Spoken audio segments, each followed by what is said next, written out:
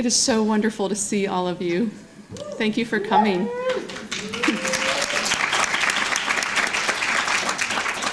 This is the first panel of the women. I'm going to start crying because we have been planning this for so long. It's so wonderful to have all you together. Of the Women of Williams Conference. I'm Megan Morey. I'm the Vice President for College Relations, and I just want to remind all of us or mention that we are recording this session. I'm delighted that you are here with us at this momentous weekend to celebrate and mark 50 plus years of coeducation at Williams.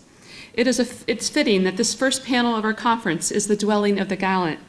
The Dwelling of the Gallant is a hallmark of the Reunion Weekend program for the past decade. It is where we take time to recognize, honor, and celebrate women of Williams by sharing in the stories and experiences of featured alumni speakers from across classes. Today's version offers a special twist. Like the traditional dwelling, we invite you to dwell with the gallant till the suns in the mountains never more shall be. The women you will hear from all experience very different journeys to Williams. I'm delighted to introduce you to 4 leading women of Williams College. They lead in their academic disciplines, they lead as faculty mentors to our students and to each other, and they are literally leading Williams today. Please join me in welcoming Gretchen Long, Dean of the College and the Frederick Rudolph 42, Class of 65, Professor of American Culture. Gretchen is there in the room.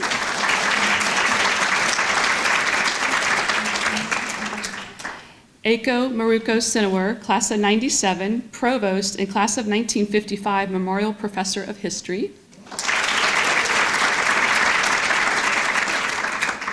Safa Zaki, Dean of the Faculty, and John B. McCoy and John T. McCoy, Professor of Psychology.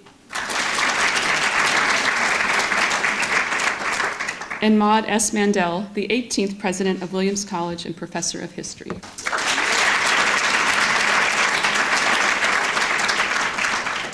So allow me to briefly introduce each of my dear colleagues, and then I'll hand it over to them.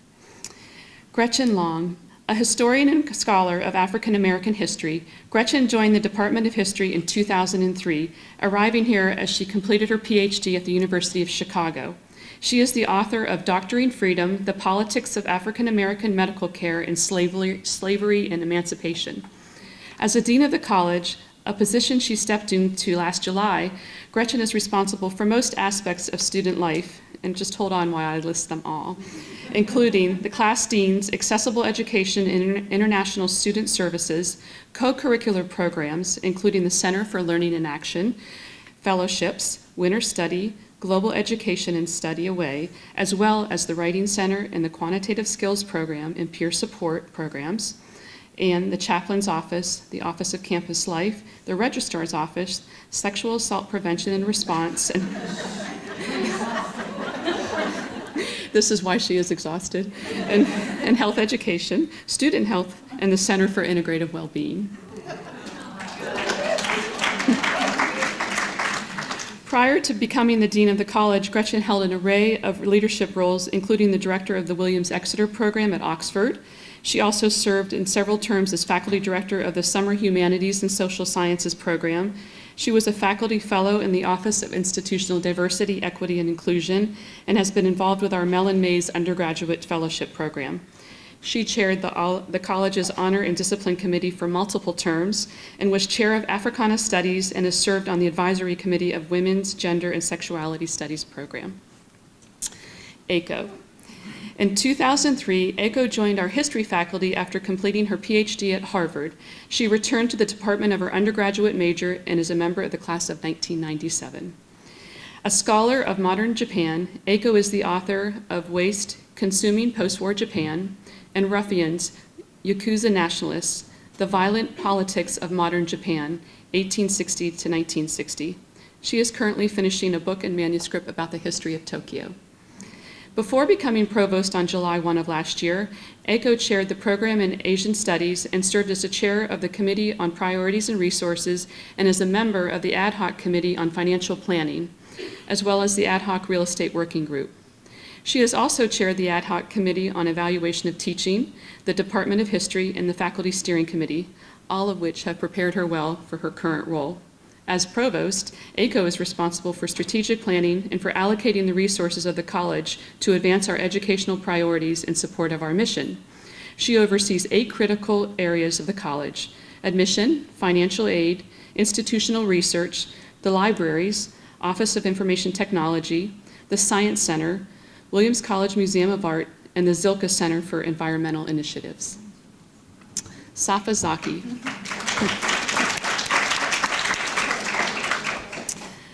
A psychologist and cognitive scientist whose research focuses on how people divide the world into categories.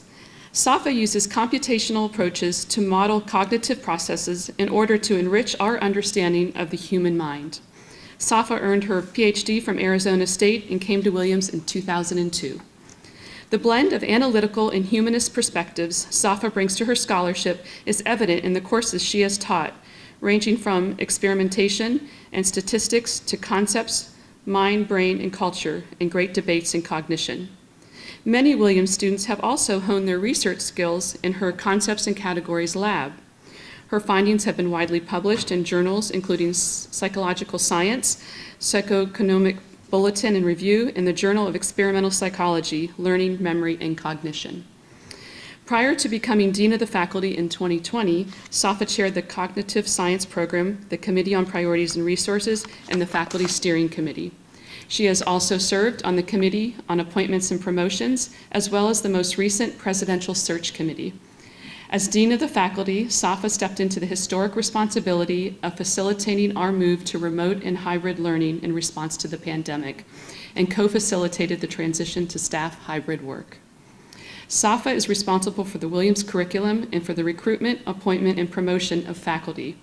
She oversees academic departments and programs, including their budgets and personnel, graduate programs, athletics, the grants office, the Rice Center for Teaching, which she helped create, the Center for Global Languages, Literatures, and Culture, the Oakley Center for Humanities and Social Sciences, the Center for Environmental Studies, the Williams Exeter Program at Oxford, and the Williams Mystic Program.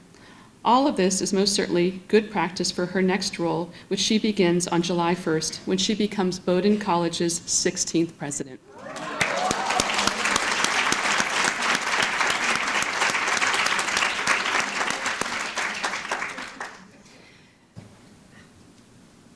I'll make my joke after I introduce Maud.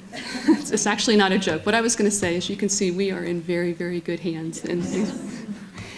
Maud S. Mandel. Maud earned her BA from Oberlin College and her master's degree and PhD in history from the University of Michigan. Maud is an accomplished historian whose scholarship looks at how policies and practices of inclusion and exclusion in 20th century France have affected Jews, Armenians, and Muslim North Africans, among other minorities. She was a professor of history and Judaic studies and dean of the college at Brown, roles which she served until joining Williams in 2018 as Williams' 18th president. Maud has engaged the Williams community in articulating a vision for the college's future through a strategic planning effort involving faculty, staff, students, alumni, families, and friends, and endorsed by the Board of Trustees in June of 2021. As one of the early outcomes of the process, Williams became the first school in the nation to launch an all-grant financial aid program. The process also gave rise to strategic academic initiatives such as the Global Scholars Program that will prepare students for a changing world in a manner reflective of Williams' liberal arts excellence. Maud also championed the new reconstruction of the Davis Center, which will be completed in 2024, and I believe some of you toured this afternoon. Maud encourages a culture of shared community-wide responsibility for diversity, equity, and inclusion work, and continues Williams' investment in the sustainability of its built environment.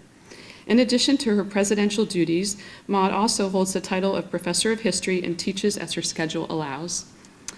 Please join me again in welcoming these 4 exceptional women of Williams, and I ask that that we hold our applause till the end, and we will begin with Gretchen. No more applause. Thank you, Megan. So I thought I'd talk a little bit, and Megan set me up nicely by saying, Gretchen came here as she was completing her dissertation, which is, completing is a strong word. I told the hiring committee I was almost done. That was a white lie. I got here with some of it done, maybe even most of it, but I hadn't taught full-time. I had 3 small children, 2 of whom I'd concealed on my job talk visit. One was still physically dependent, and so was tucked away in the old Williams Inn with my mom, God bless her, who drove up to look after him while I did my job talk and ran back past this hellish construction site that would be the beautiful 62 Center, but was not at that time, to nurse him. And on that job talk that weekend, the person who drove me around Williamstown was actually Nancy McIntyre, who I see back there, and really was the first person who made me think that I could imagine myself here. She drove me to the grocery store. She showed me the elementary school where my secret children would go. It was a wonderful welcome, and it's really good to see you, Nancy, 20 years later. So when I got kind of thrown into that department alongside Aiko, who had finished her dissertation, I really depended on women in the department. My advisor in graduate school was terrific, Tom Holt, a man. I didn't have strong women connections in graduate school, actually, in scholars. And here at Williams, I found Regina Kunzel, who some of you maybe had classes with, and Kenda Mutongi, ditto. Neither is here now. But they really dug in and helped me. And I don't mean that they cooked casseroles for me and babysat my kids a little bit, but really what they did is helped me. They read drafts and chapters. They challenged me. You know, this dissertation is 4 chapters and it should be 5. They gave me really, they just hauled me through that first year. I'd never taught before. I hadn't really graded papers so much before. I'd been a TA, but at Chicago, that's a very different kind of thing.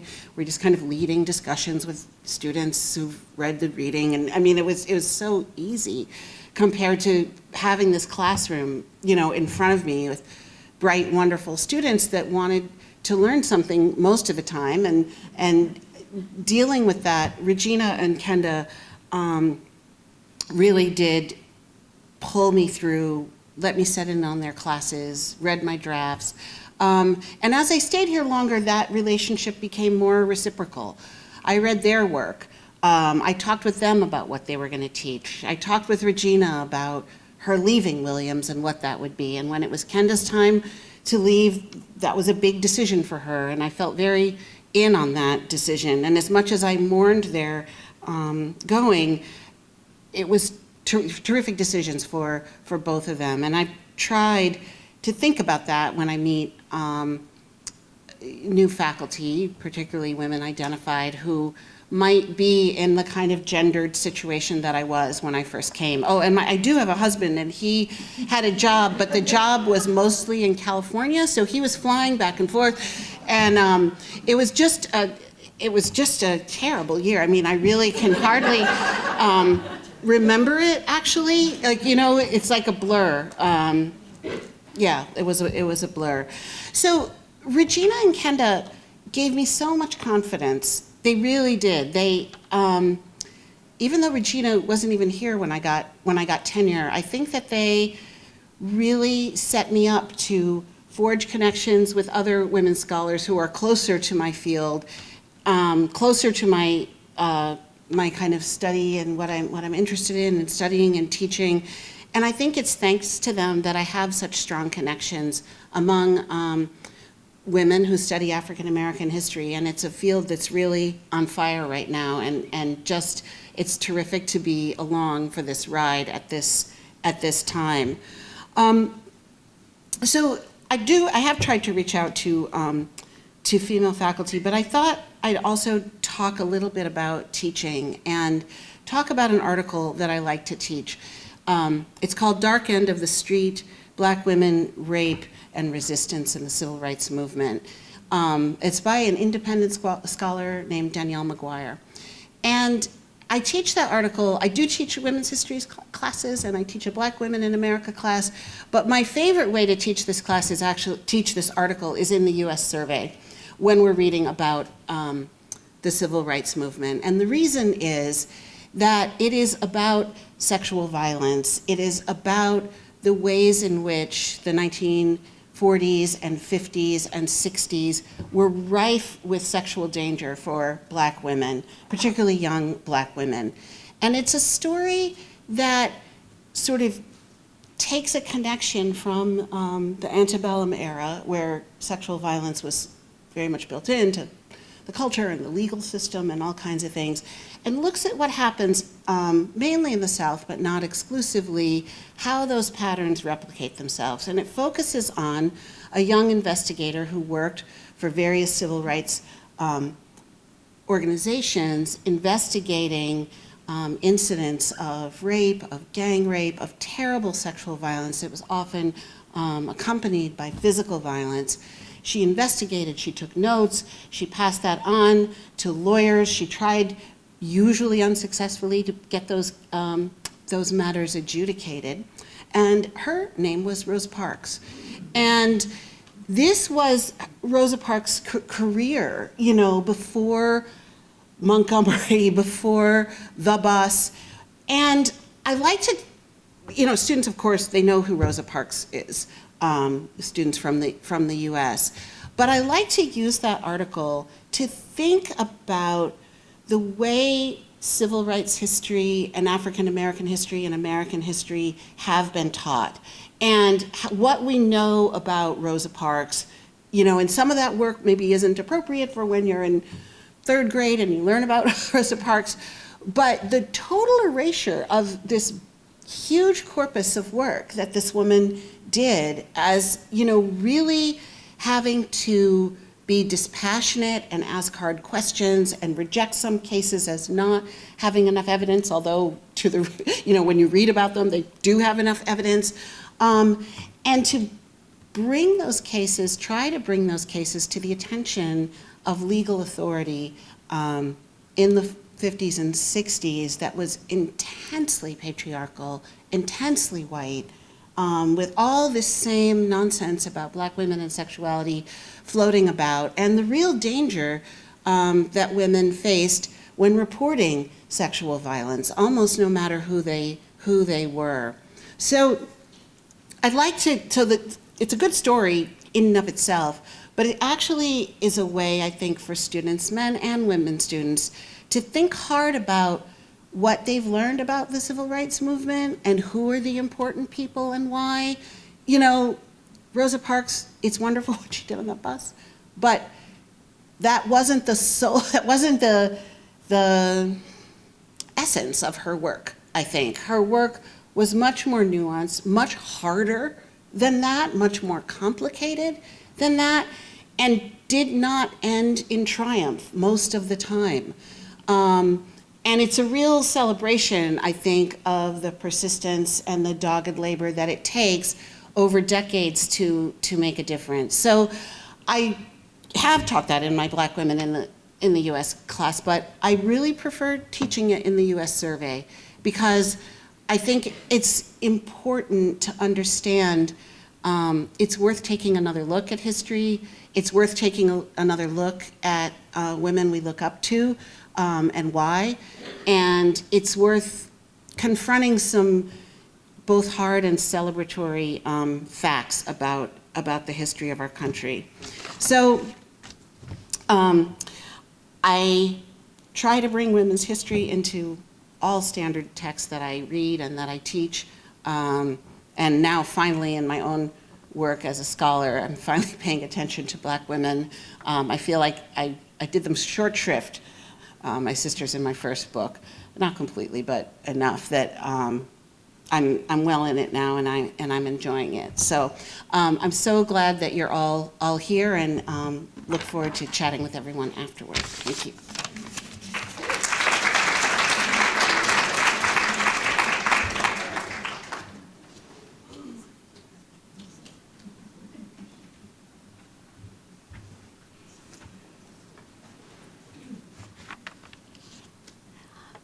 it's in no small part due to sheer chance, serendipity, that I'm standing here right now. My relationship with Williams now stretches over 30 years. I was a student here in the 90s, now am an alum, a history professor, and currently serving as provost. And in that time, this place, or the people who make up this place, have taken a chance on me and given me opportunities that I couldn't have possibly imagined when I was a high school student and had no idea that there was a place called Williams College. It was happenstance that I came to Williams as a student. I went to a public high school in Central California, in Fresno, California, and hadn't thought about leaving the state for college until the mother of my closest friend said, well, have you thought about leaving California? I hadn't, so then I went and I got Barron's Top 50, and I was reading through, and I got to Williams, and there was something there about like a man and a log and a student. And I think I was probably a pretty literal reader, because I was like, oh, this is like an experimental college in the middle of the woods. And this really appealed to me, but it really struck me as kind of what an education really should be. And then after I was admitted, I visited, and I came on it was the middle of the week. It was like a Tuesday or a Wednesday. Almost everyone was studying in the libraries and their dorm rooms, and I thought, oh, this is great. Little did I know that if I'd come a few days earlier, it would have been a very different scene. But, and I sat in on a philosophy class, and I couldn't tell you now what the course was or what the class was about, because I had no idea what people were talking about. And I thought, this is great. I want to come here because I will learn something. And I also visited, when I was here, the financial aid office. And the financial aid was very supportive at the time. It's not as generous as it has become and is now. So I wasn't sure that I could actually come. And so I left thinking, well, I appreciate the fact that I at least got a glimpse of this world that fosters the life of the mind. I did come. I was able to come. I lived in the Frosh Quad in my first year. And sometimes even now when I walk through the quad, even as those first weeks of the first semester of college feel like a completely different lifetime, I still remember a kind of feeling of nervousness and uncertainty, because I was suddenly in a world where so much seemed foreign to me. Students who went to private schools and boarding schools, winter wardrobes, sports I'd never heard of, and a student body that was much less diverse, especially in terms of race and ethnicity than I had experienced and expected. I had gone to a majority-minority public high school in Fresno, and I'd chosen Williams because it was going to be unfamiliar, because I was going to find it disorienting, and because it promised to be challenging. And it was the intellectual challenges that in the end I found the most gratifying. It took me time to figure out that college-level history courses are nothing like the history that I had so disliked as a high school student. It took me time to figure out how to speak in class. And it took me time to discover how much I enjoyed asking questions about the past and researching the complexities of the human experience. I took as a student the U.S. History Survey that Gretchen mentioned. It's a course that's kind of U.S. History 1865 to the present. And that's when I discovered, well, I took this class, I should say, because I had failed my AP US History exam. And I thought, well, this, as a citizen, it's really quite embarrassing that I know so little about US history, so I should take this class. And that's when I discovered that history was not just about kind of typically male political figures and leaders. It's when I discovered that there's social history and cultural history and many, many stories that make up the past.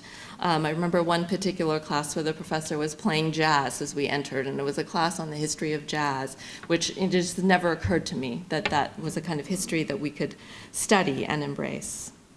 And I was also lucky to find a professor, a mentor, who was willing to take various chances on me, to mentor a winter study research experience that I had when going to Japan during the winter study period to research kind of education in Japan, and ultimately advised my senior thesis, which was about the kind of university entrance exam system in Japan, kind of admissions policy and reform in Japan.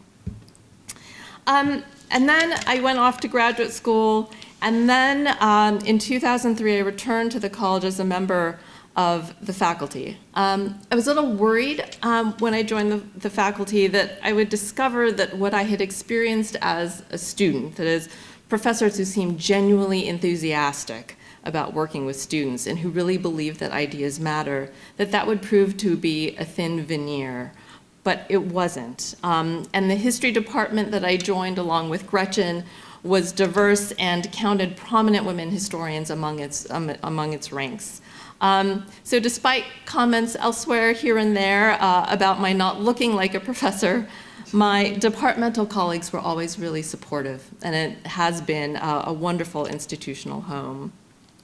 And I was also given the opportunity to work with Williams students in the classroom. And that is where I hope, I've made the most contribution to this place. I hope that I've taught students about complexity and nuance and contradictions and how to deal with those things. So, for example, when I teach my course session about the dropping of atomic bombs on Hiroshima and Nagasaki, I assign a variety of things. I assign a magazine article from the time written by a government official about why it was necessary to drop the atomic bomb to end the war.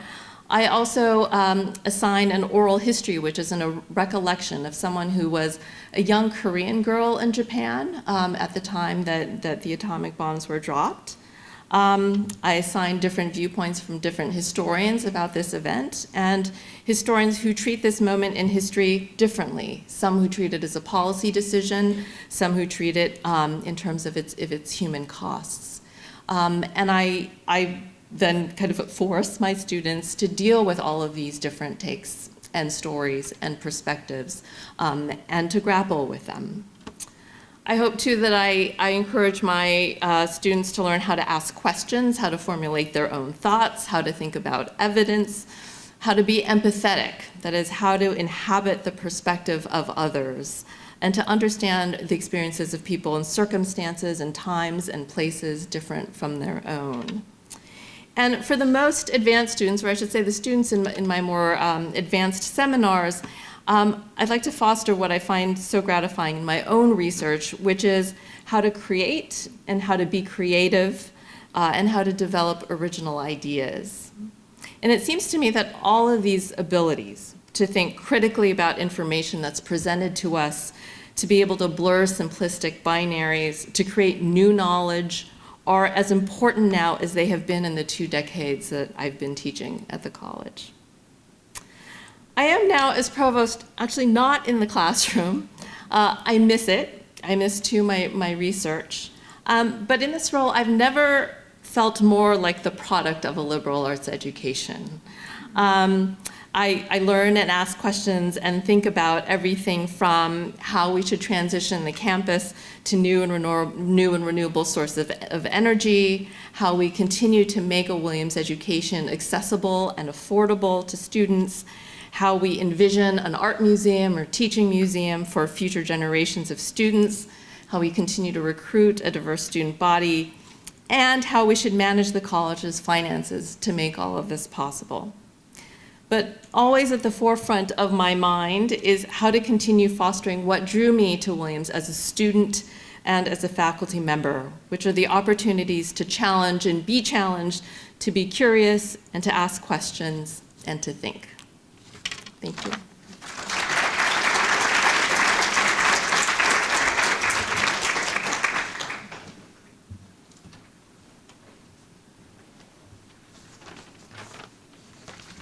Hi, everyone. I feel like I should just fess up right at the beginning. I'm not a historian, even though I'm surrounded by them every day. I've been at Williams for 21 years now, teaching and researching in psychology and cognitive science. And as Megan noted, I'm going to be moving to a new position soon. And so I'm really grateful in this moment to have a chance to reflect on my time at Williams. It's been an amazing time. I'm honored to be here today with my colleagues and with all of you. I see my ending up at Williams as paradoxical. Given where I started, this was such an unlikely place to find for so many reasons. So I was born on the other side of the world in Cairo, Egypt. That's a big city of 22 million people. It's noisy, it's loud, it's warm. It's so very different from Williamstown. With my parents, I lived in many places, in Syria and Jordan, in Trinidad and Tobago, in Tanzania, but none of them were really like this one. When I moved, I remember I moved to Bloomington as a postdoctoral fellow after I got my PhD. We were driving into town, and the person who was driving me and my husband said, this place that has all of the advantages of a big city and none of the disadvantages. And I was looking around, and I thought, this town of 100,000 people, could it get smaller than this? I thought it really just couldn't. And even when I imagined a faculty position, I didn't imagine this one. I imagined a very different kind of work that was almost exclusively focused on research and not on students.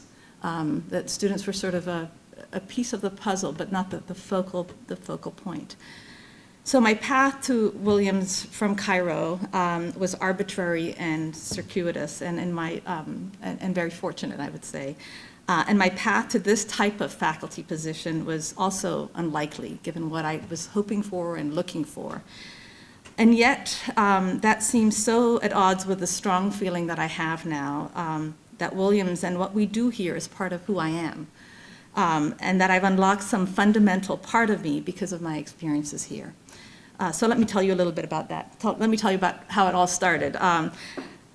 Until a few months, like ACO, until a few months when I came here to interview, I had never heard of Williams. That seems almost blasphemous to say now, but it was really true. I hadn't heard of it. I was applying to jobs in 2001. I was looking through a hard copy of a publication and circling positions. And I was a postdoctoral fellow working in a high-powered lab with only men. There were only men in my field. There are still very few women, actually, in this field. And I was laser-focused on landing a tenure-track position at a research university that looked just like the one I was in. And there was another researcher who was also on the job market that year, and I was feeling a little competitive, so we were trading ideas about which jobs were good ones, and he said he was applying to Williams. And he had a friend, he was also foreign-born, and he had a friend who had gone to Williams and said it was a really good place. So I said, okay, definitely applying to Williams. So I applied, and I still tease him to this day about getting this job that he told me about. So Williams sent a car to pick me up from the airport. I also had I had planned the trip so that I was gone for, I had a 1-year-old, and I was breastfeeding at the time, and I had planned the trip so that I would be gone for, no more than 30 hours, and we had, had all kinds of things in place to make this happen. The driver took me through Route 2. I get carsick. This was not a pleasant ride. I got to the Williams Inn. I took a short walk, and then I went upstairs to my room, and I called my husband, and I said, "There's no chance. We can just, this is not a place where we are going to end up." And then I went the next day to the psych department, and I met amazing people who asked the best questions that I had been asked on the job market. Really, the questions that got right to the heart of the matter. Nancy McIntyre featured in my decision to come, so I'm glad that she's in the room right now. Within 3 weeks, I'd signed up. I was coming to Williams, and the reception that I got from Nancy reaching out to making sure my partner had a place, there was a sort of focus on making sure that women landed in the right way at Williams, and I was so grateful.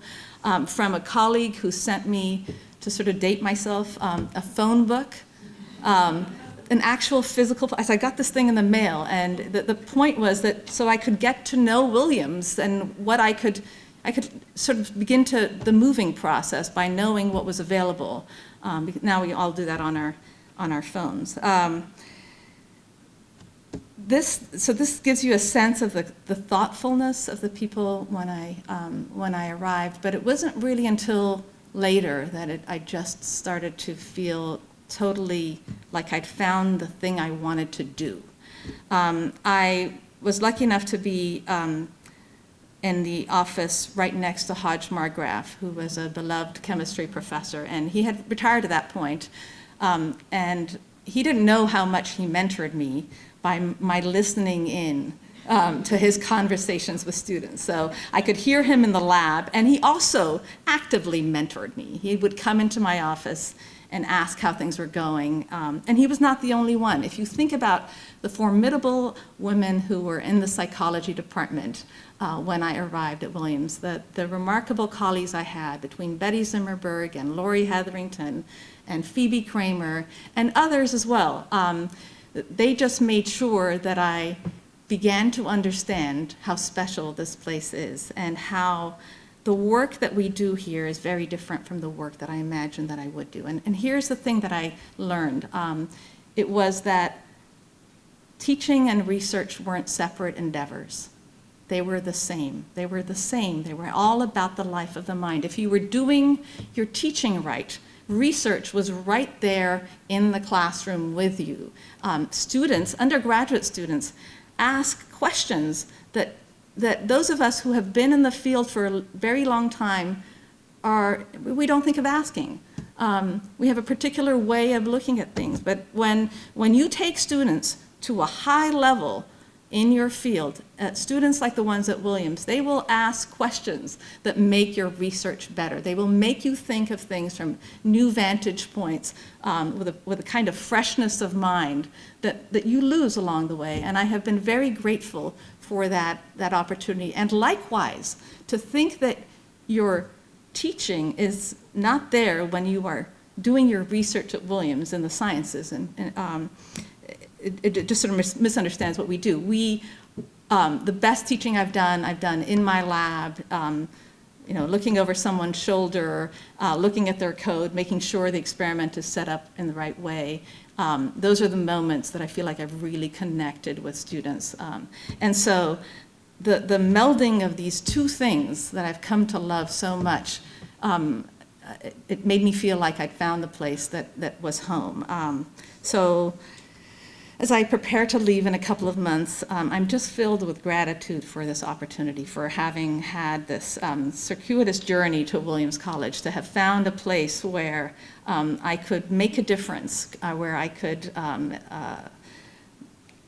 influence students. I have a student actually tomorrow who's coming back. We're working on a paper together, and this is, that you see students and you see the effect that you have in the world.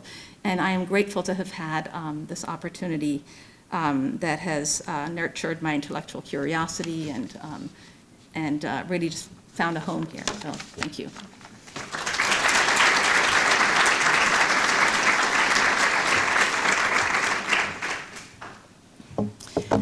So first of all, welcome to everybody. It's really just fantastic to see you all here. We have been looking forward to this day for a very long time. Some might say for 50 years. But it is really just a wonderful, wonderful moment to be all together. I also wanted to just pause for a moment. The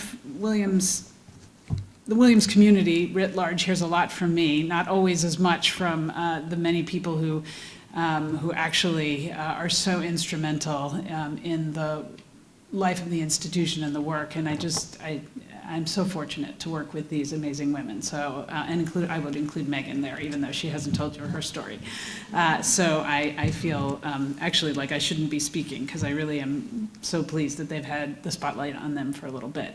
I also had no idea what debt I owed to Nancy. So Nancy, thank you.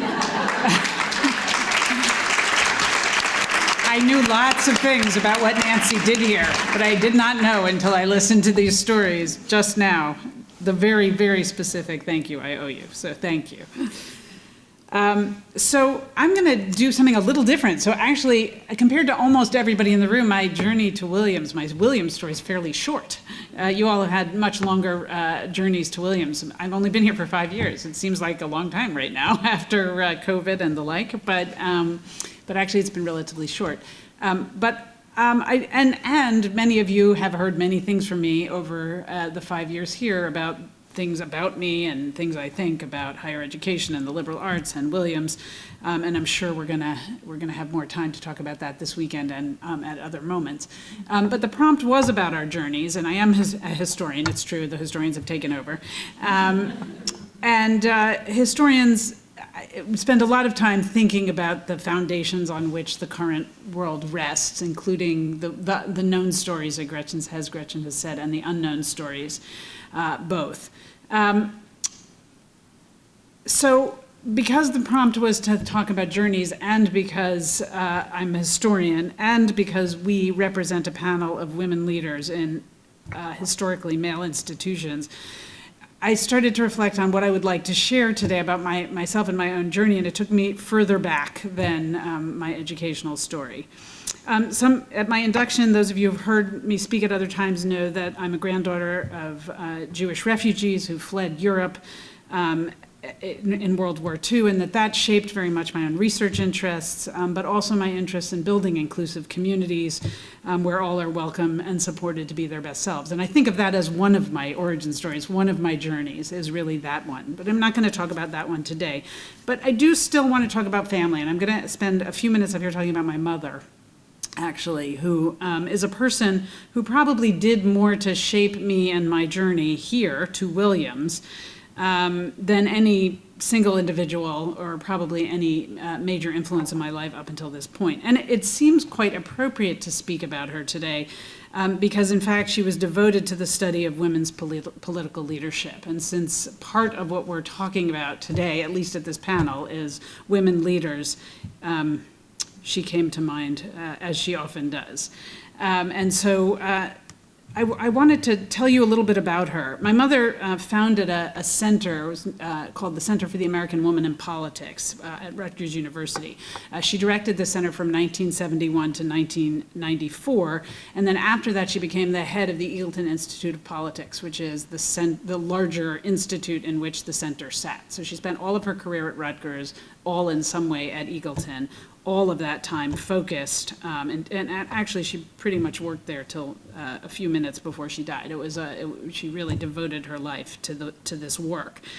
And that meant that all of her scholarly and institutional work was focused on the topic of women's political leadership at the national, at the regional, at the local level.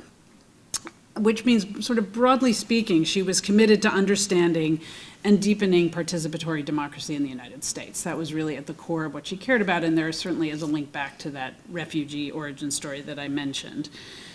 And she did that by fighting upstream. We have many ages represented in the room. In 1971, when they opened CAUP, the Center for the American Woman in Politics, nobody was talking about women elected officials. It just wasn't a topic of scholarly research. Nobody was talking about the gender gap. Her center was underfunded. The topic was unsupported and unstudied and dismissed, I would say, as a serious topic of scholarship. But my mom was a powerhouse of a person. She really was the kind of person who could move mountains when they needed to be. She was absolutely an institution builder. She knew how to win over adversaries, or when necessary, just shove them out of the way, and really to fight the good fight. Which is funny, because if she was here, she would tell you that she was shy and uncomfortable and lacked confidence. Actually, that's what she thought about herself. But somehow she pushed, and those things were true, but somehow she pushed through to do this work. And somehow she did this while brilliantly becoming a mother for the ages. So at least at first blush, it wasn't exactly what Dr. Spock or others might have laid out as the textbook indication of what makes sort of the perfect mother. She was a working divorced woman with an expansive career. There was no time for arts and crafts or board games, although I think we played some Scrabble. Not that much time actually for just kind of hanging out, although we squeezed it in when we could. Rather, she parented by folding me into her work world. I tagged along to meetings. Her friend, like the kids that came along here, sort of tucked under an arm as we went off to work. Her friends and colleagues were absolutely my extended family. I liked them better than my own friends a lot of the time. I sat around the Center for the American Woman in Politics on my days off from school, coloring, trying to get her to leave, like just really, sort of living there in many ways. I schlepped to conferences, I listened to stories of women state legislators, of the Equal Rights Amendment, and of, oddly, Rutgers administrative challenges. And I often, if you really want to know my origin stories, I know an awful lot about the inner workings of Rutgers University. And my mom talked to me about these things because it really was just the two of us. I have a wonderful father, and he was very much in our lives, but they were divorced, so he wasn't around day to day. And so she would just talk to me in a way that was far beyond my own comprehension, but she always did it without dumbing it down. I was who was around, so that's who she talked to. And moreover, having her investment in giving women a voice, that was an intellectual commitment and a personal commitment, but she did the same for me. She listened to every childish word I said as if it was interesting and worthy of consideration. Again, I was the only one around, so we spent a lot of time talking to each other. And as my colleagues will share, I'm a big talker. I've always been a big talker, and I think it's because, actually, she just opened the door. She thought I was fascinating, and she just wanted to listen to me. And probably she was the most fascinated by what I had to say. But and in talking to me and listening to me in this way, she really gave me the voice that I have and the confidence to use it, which I really think there is no greater gift from a mother to a daughter, actually. So what I learned from my mother was actually that I should expect to be able to do anything I wanted to do. She told me that in words, she modeled it in her behavior. Certainly gender should be no limitation. That was just kind of a given. We were fighting for the ERA, after all, in our free time. So, that was a given. Women could be leaders. I, in particular, in her opinion, just, always, she frankly thought I could do things I absolutely couldn't do. She was just really quite insistent on the possibility of doing and being anything. So she studied that, but she also, and this is really important, she modeled it. And somehow she gave me confidence. She gave me something that she herself didn't have, an incredible confidence. Because as I say, she was sort of faking it. And she also taught me that it's worth fighting for a voice, and that the most important place to exercise that voice is in the room. Not that there's anything wrong with fighting for a voice from outside the room. After all, most of the great social changes of our time have benefited from people who were really fighting the system from the outside.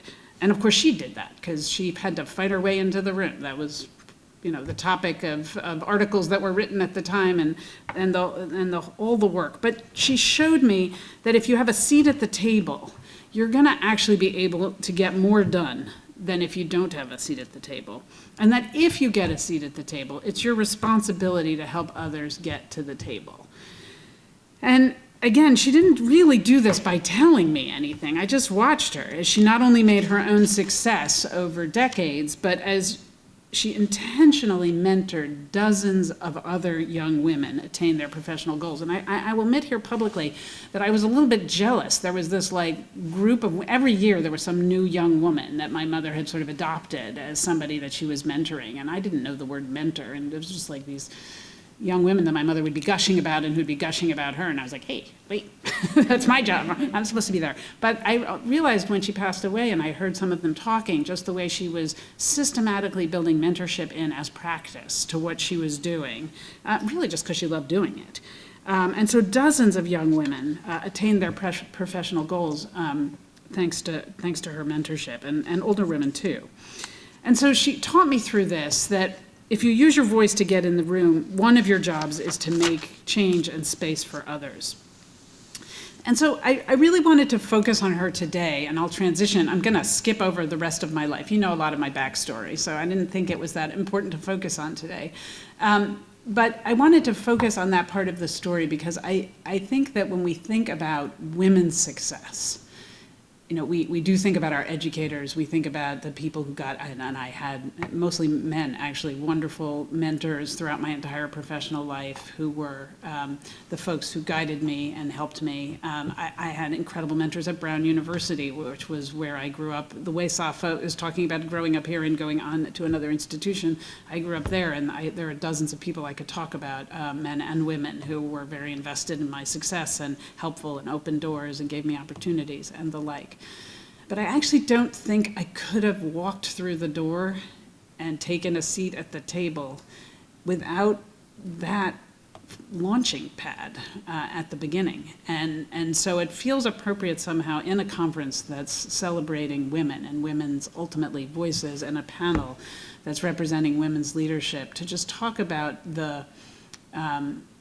those kind of messages from mothers to daughters, from parents to children, that give them the strength and courage to take intellectual, personal, and professional risks. There's a very famous book, many of you may know of it, by a social psychologist named Claude Steele called Whistling Vivaldi, which is about something we now talk about, a stereotype threat, and how people embody the stereotypes about them and then live out those stereotypes, and how those hold them back, like girls are not good at math or certain kinds of sports, and then how individuals embody those ideas and live them. But the opposite's true too, right? If the message you're given at a young age is you can do anything, you can be anything, you're supposed to be in the room, you're supposed to be at Williams, you're supposed to be leading the school.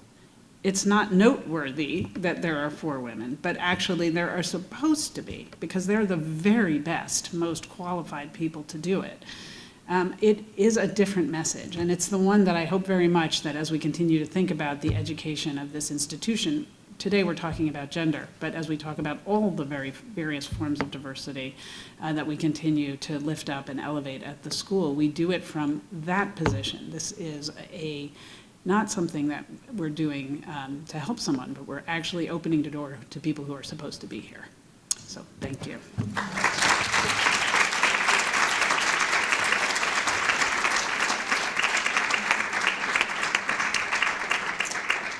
Thank you, colleagues. That was wonderful. So we are going to open it up for a few minutes of questions. Yes. What will all you brilliant humanists tell us to do about artificial intelligence? We're going to turn that one over to the non-humanist. So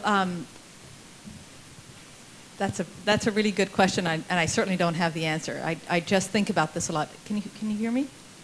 Yeah, okay. So this is something I've been teaching about for quite some time. I'm a cognitive scientist, and I study how humans decide whether things belong to a particular category or another. And that capacity is remarkable in human beings. And to understand it, I use these computational models to try to mimic the mind, essentially building mini models of mind. I do it because I want to understand the mind and not because I'm trying to create artificial intelligence, but you can see how we're at sort of the edge of this field. And we've been talking about this moment for so long. Steve Pinker has famously been asking for years, where are the robots? We've been promising the robots, and then all of a sudden, it seems like there's this tipping point, and the world is changing. And it's a very scary thing. So where's it going? I don't know. And I do know that it's coming our way. So things like, so at Williams, we need to think about what does it mean to educate students when they can have access to all of the AI that's around them. That's going to change the way that we focus our education. I bet on it. Exactly how that happens, I'm not sure, and I think it'll take us some time to figure it out as we begin to understand the power of the things that we've been building. I don't know if you saw the news report on Jeff Hinton stepping down from Google Brain. That was a scary moment for me because this is a man who is in the thick of it and understands the capacity, and he's saying, hey, this is going too far. So I think we should take notice. I'll just add one other thing, which is not from the perspective of anybody who knows anything. In fact, I joke always that for most of us, ChatGPT was like being hit by a train. Saf was like, I knew it was coming. The rest of us were taken by surprise, and the rapid sort of pace of change even since then has been kind of staggering. But one of the things I like to think about when we talk about a liberal arts institution and what we can offer students that's different from other institutions where students are maybe more heavily focused on the technological aspect of this. We teach technology here. We have a wonderful computer science department, and we are continuing to grow and think about data science. But we're also really trying to help students think about your question, the humanist questions that go hand in hand with the development of this new technology, because we actually need ethical humans who understand something about history and psychology and economics and philosophy to really help us make sure that we're making good decisions. Because what's scary about AI is not actually AI. What's scary about AI is humans. Right? That's what's scary about AI. It's how we humans use it, what we want to do with it. And so we need good liberal arts thinking to help us understand how to put constraints on what's possible, because otherwise, humans don't have a great track record actually with that. So we need more education.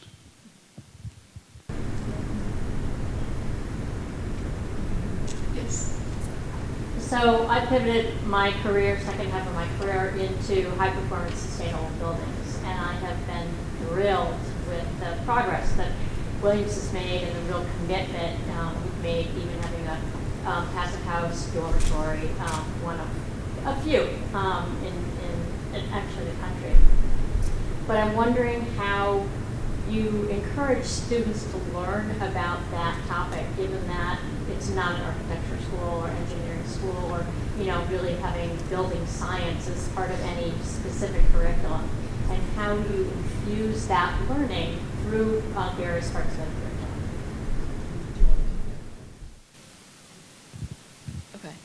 curriculum. Okay. So I think we think about kind of engagement with sustainability in multiple ways. One of the most important ways is how we engage students in the study of the environment and environmental studies. And so Safa can speak more to that, but we have a environmental studies program, interdisciplinary program that engages with that study that Safa can say more about. When it comes to campus sustainability, you're right, there are a number of commitments that we have been and will be pursuing. So especially when it comes to buildings, we think very carefully and have a policy of thinking about sustainable building practices.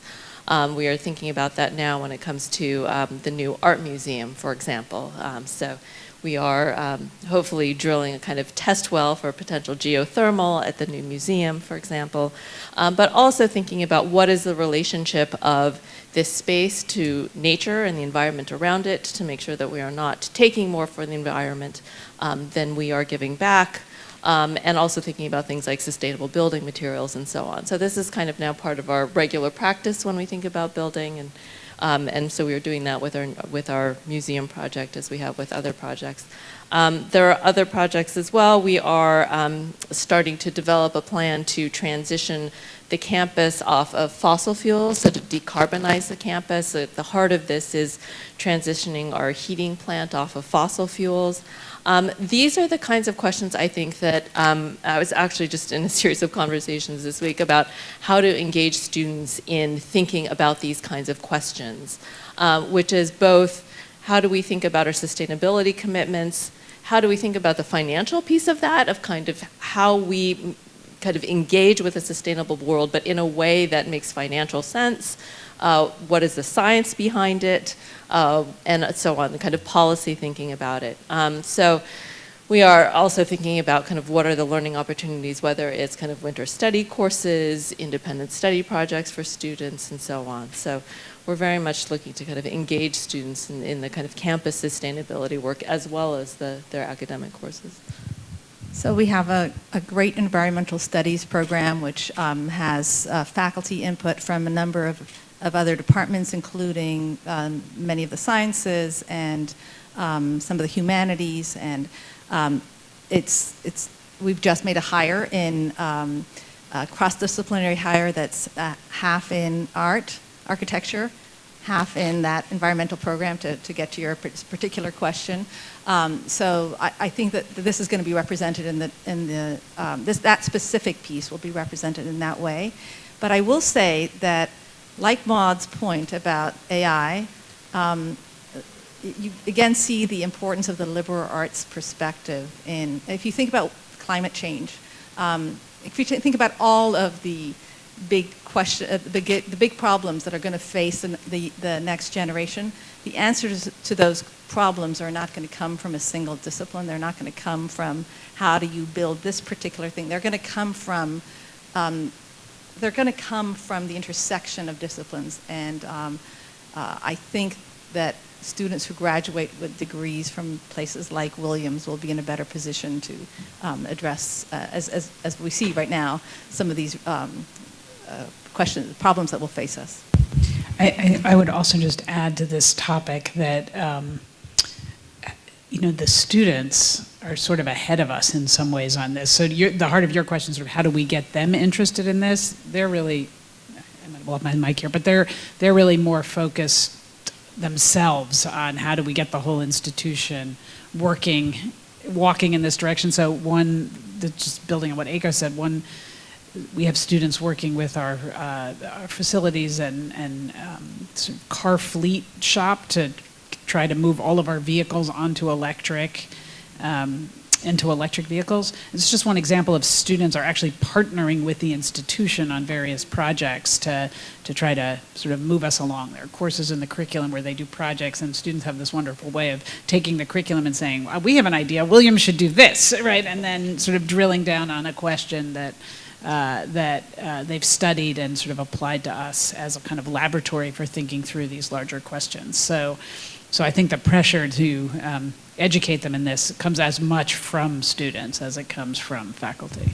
And I would also just add to that, this question is so important for so many students' just daily lives and practice that they come to us, a lot of them having already thought about this and worried about this a lot. So the number of students that we have who are vegetarians, who pay attention to fast fashion, all sorts of things. There's a lot in first days about it.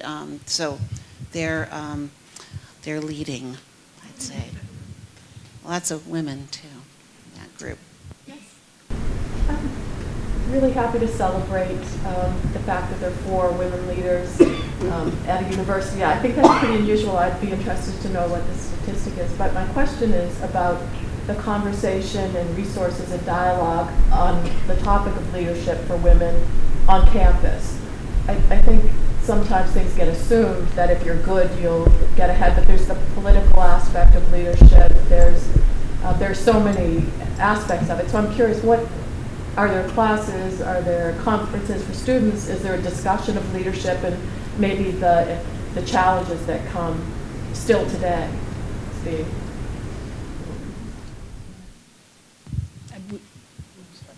I'll start, I make it up as I go along. I'm going to summon it.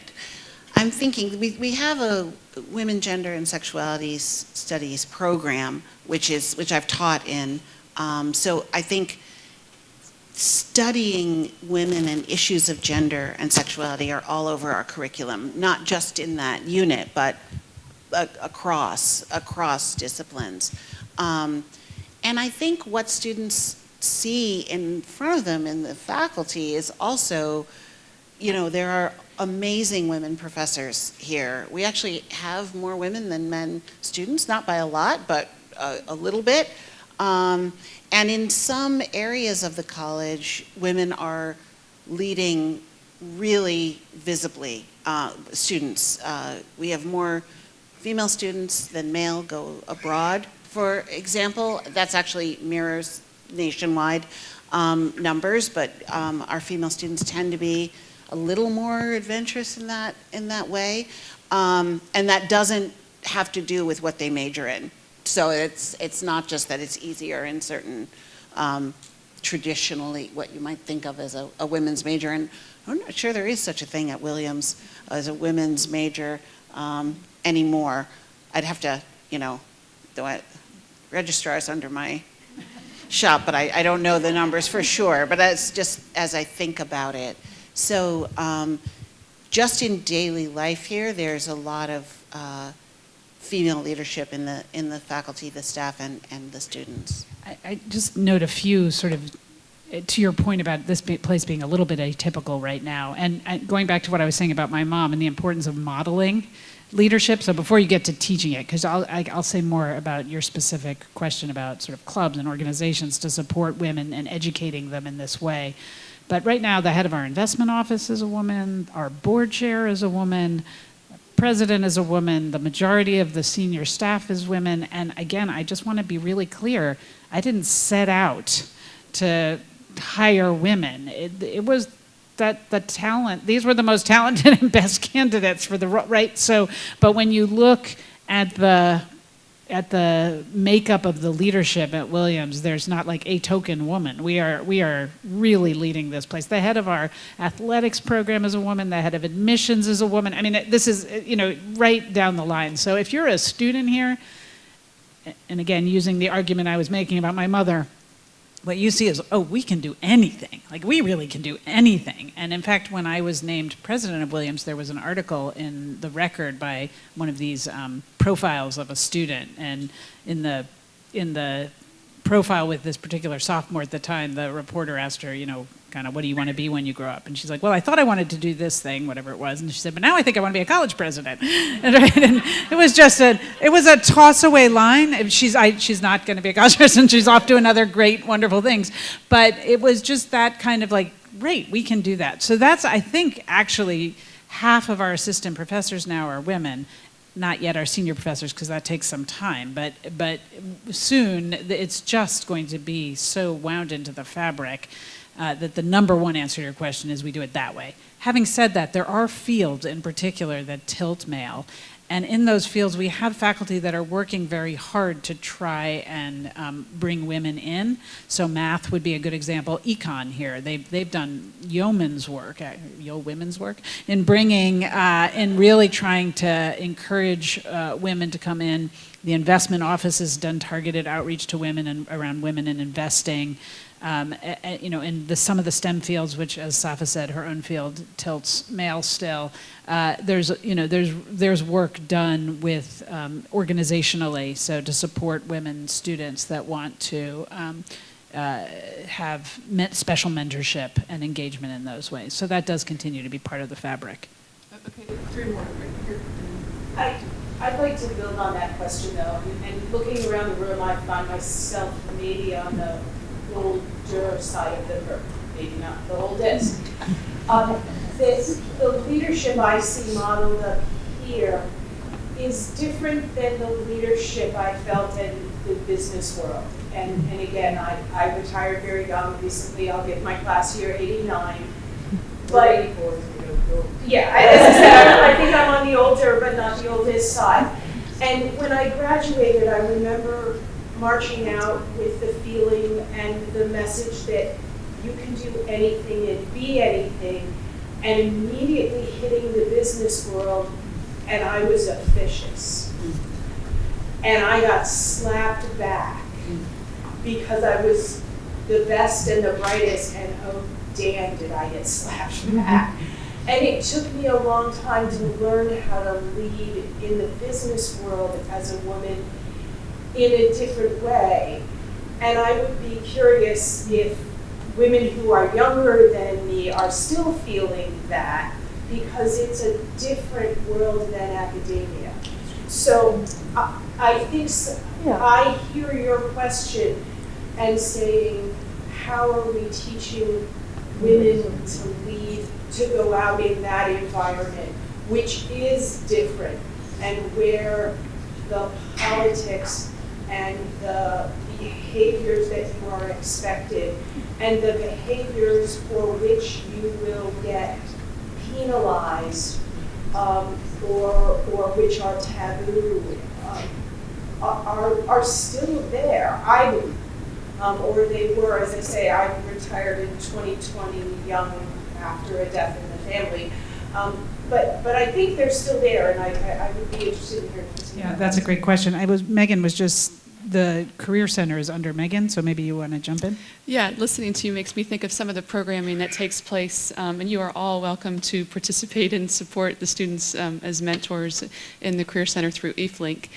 But we have very specific examples where women have come forward, alumni, to say we want to work with women students who want to pursue careers in finance and business, for instance. And they've put them in pitch competitions, they've coached them, these students have won them, and then they've helped them find their roles, and then they continue to mentor them as they are alumni. So. Because I think it takes longer than just one seminar or one. Yeah, no, this is like a long-term commitment. Yes. This is such a beautiful valley. It is protected. There's a group of people here that graduated in '72.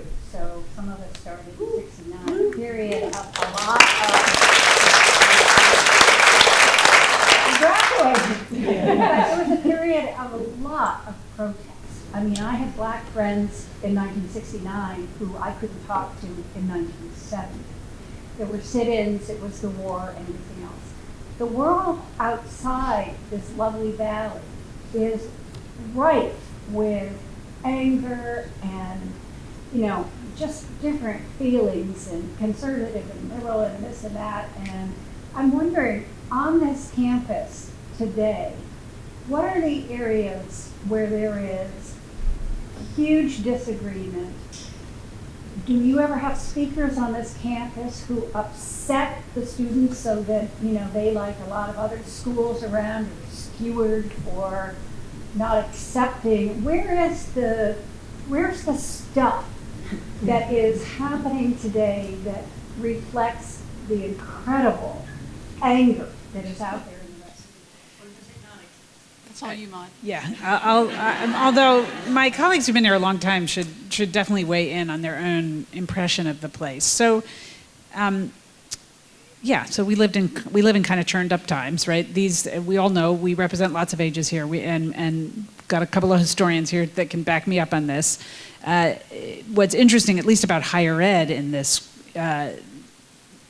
In the kind of way that you're talking about is it waxes and wanes, actually. So the 60s was a time of pretty tremendous agitation. The mid-80s campuses were kind of riled up. And then it got kind of quiet until about 2014 when things started to kind of rev up again at campuses across the country. It's been interesting to watch. I'll come back to Williams in a minute, but I always look at everything as a historian. I like to think about change over time. COVID had a kind of impact on campuses too, and they actually got much quieter for a bit of time again. So we're only sort of getting back at it now. So having said that, across the country, having said that, the actual specific kind of events you're talking about from other campuses haven't happened here. That is, we haven't had shout-downs of speakers and angry engagement over presentations in the way that you've read about in the newspaper from other institutions. I'd love to tell you that's because there's something special about Williams and we're doing it better. I just think it's honestly good luck. I mean, these things tend to pop up in different places at different times, depending on who's there in a moment and who they bring to campus. As speakers, the energy of the moment is one where the way people participate when they're upset is in a more angry and engaged way than was true in, say, 2000. It's just the way of things. Having said all of that, I did my undergraduate at Oberlin. I spent 20 years of my professional life at Brown, and now I'm here. So I have these three places I can compare. Williams is a pretty polite place compared to those other two institutions. It's relative. It's not even necessarily a good or bad thing. It's just the culture of the place is slightly less activist, I guess is the way I would put it, which is not to say there are no activists here. We have activists here, and they behave just the way activists do at other campuses. But the sort of tipping point of numbers or the fear of doing that or something is a little different here, so it's just a little less charged than what I was used to. And yet, there has been plenty. What is the most controversial issue on campus? So most campuses change from year to year. My experience in higher ed is that every year there's a topic. So, so in any one moment, it's hard to, I can answer that question, but it doesn't necessarily stay the same over time. So since I've been here, I'll just rattle off a few, but they're not all churning right now. My first year here, free speech was a big issue on the campus, sort of. We were having the most vociferous debates about free speech. So people were saying, you have no free speech on campus. I'm like, have you seen what they say to each other about speech? So there was that was going on. We've had, that year actually, there was this was all pre-COVID, but there were issues about Israel-Palestine on campus. There were issues about race on campus, and Title IX issues. So there were sort of several issues, and those kind of wax and wane over time. Divestment, that was another big one, yeah. And that actually has also, again, kind of waxed and waned depending on the policy of the institution, the moment we're in, and who's on campus and what they care about and are vested in. So it can vary over time, and there are always students who want change and are pushing for things. So, and even in a quiet moment, like right now, if you went out with, to interview people privately, you'd find out all kinds of things they would want to change. So do you guys want to weigh in? Okay. Well, I'm just thinking about what Eiko said about the things she assigns in her history class that are, I think, in the classroom where it's a little more curated and perhaps productive to read things that are, the first time you've heard someone actually argue for that, or really serious, someone reading a text that you disagree with, but is very well argued and rests on fact. I mean, I think that is a really important part of what we do here, and model disagreeing or challenging things with your voice and writing. And if you can do that, and you can do it calmly, even though you're really, really, really mad, that is a gift. Yes, one last question. Yeah, go ahead. I'm sorry. Oh, sorry. You touched on something, and I know we're here to celebrate women, which based on who I've met, fabulous, and you ladies. But you touched on men. And, well, no, I used to be on the school board, so thousands of years ago, but 70% of college is now female. Who's going, okay? And what you sort of talked about, Maud, is that the best out there, at least in the academics as opposed to maybe right now, are the women, and congratulations on Bowdoin and all that. It's just, I'd like to hear your sort of thoughts on men right now, because I have a lot of thoughts. But it's a little, it's just something that I think we need to think about, and I think worry about it. Yeah, so I actually agree with this. So you're quite right that in educational institutions across the country, the number of men who are attending are going down, and particularly in certain subsets of population, really dramatically so. And we do have to be worried about it. We have to be worried about it as a country. I should say, I mean, there's going to be a little joking this weekend about men and women, right? We have wonderful men at Williams, and we've got a lot of them. So it's just, including in leadership positions and all kinds of other things. So here at Williams, I don't worry too much about this. It's true that for the first time, I think the last 2 years, Williams tipped female at the undergraduate level for the first time. Actually, other schools tipped a ways back, and Williams was slower to get to the point where the majority of matriculating first-year students was female, but it's still pretty close. It's not actually, we're not off kilter so much here. But you're quite right that as a country, it is something that, and more people are writing and talking about it, because what goes with it, of course, is all the bad things, right? Reactionism and lost opportunity, and we want all ships to rise. We don't want to replace the ships. Right? And sometimes societies, as they try to correct themselves, go too far in a direction. But we absolutely, as a society, need us all to do well. I'm a mother of a son, and I want him to do well, as I'm sure all of you do with the men in your life. It's not about replacement. It's trying to figure out how to bring us all along. And I think I would just add, though, that it's not just about gender. There are things going on here about race and ethnicity, too. I mean, one of the reasons why that we as a student body are more women than men is because, especially among our students of color, the percentage of women is much higher. So I think there are multiple kind of intersecting issues here to think about.